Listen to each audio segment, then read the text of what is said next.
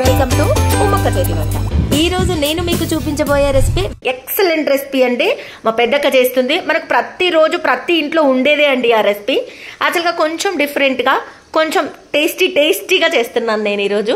చాలా బాగుంటుందండి. ఇడ్లీలకు, దోశలకి, ఉప్మాకి పుల్లగా, తీయగా, కారంగా, చక్కగా, చాలా టేస్టీగా అల్లం పచ్చడి చేయబోతున్నానండి. ప్లీజ్ ఫుల్ వీడియో చూడండి.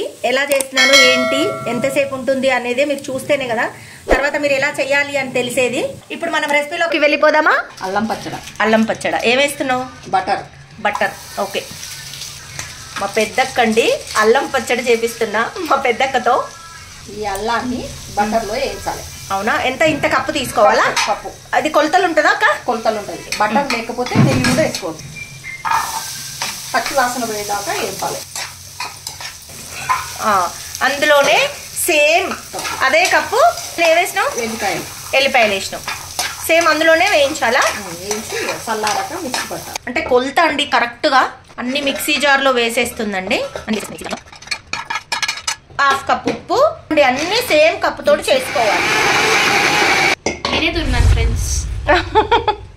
మా కోడలు తురిమింది ఫ్రెండ్స్. అదే కప్పు చింతపండు అండి. చింతపండు కూడా నానబెట్టుకున్నాను. ఇది ఇంక అన్ని మిక్సీలో వేసి రుబ్బేస్తాను. చూడండి, బెల్లం కూడా వేసేస్తుంది. జీలకర్ర మెంతుల పొడి అండి. ఈ స్పూన్ తోటి 3 స్పూన్సా?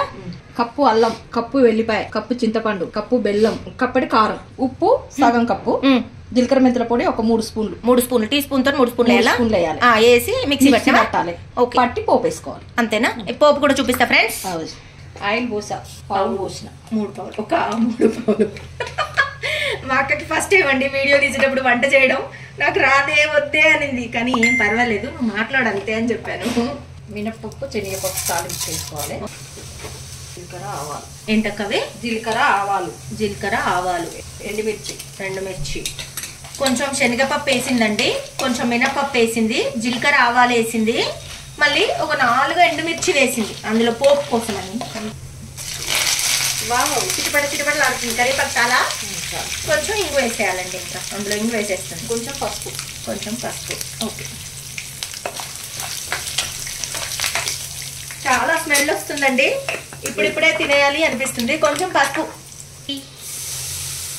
వావ్,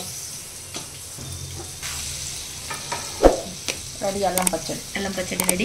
అంటే దీన్ని నూనెలో ఉడకబెట్టరాక? లేదమ్మా, ఉడకబెట్టద్దు. ఉడకబెట్టకూడదా? పోపు వేసినాక ఒక 1 డే బయట పెట్టాలి. తర్వాత ఫ్రిడ్జ్ లో పెట్టుకోవాలి. 3 months 4 months అయిన ఉంటది. ఇది ఇడ్లీలా, ఉప్మాలా, దోశలా, సైడ్ కి చట్నీ లాగా పనికొస్తుంది. అల్లం చట్నీ. ఆహా, ఏమన్నా రుచికరమైన అల్లం పచ్చడి. ఫస్ట్ టేస్ట్ చేసేసాను.